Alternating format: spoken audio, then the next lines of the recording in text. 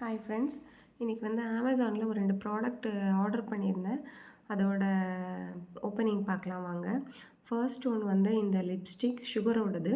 இது பார்க்குறதுக்கு அந்த பேக்கேஜிங் ரொம்ப க்யூட்டாக இருந்துச்சு, ரொம்ப பிடிச்சிருந்துச்சு. ஸோ அதுக்காகவே வாங்கினேன்.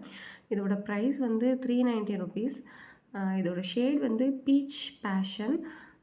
லிப்ஸ்டிக் பேர் வந்து Lala love, sugar Lala love lipstick. Next நம்ம பார்க்குறது வந்து மாஸோட ஐ ஐப்ரோ பேலட். இது வந்து ஒரு 4 ஷேட் கொடுத்துருந்தாங்க.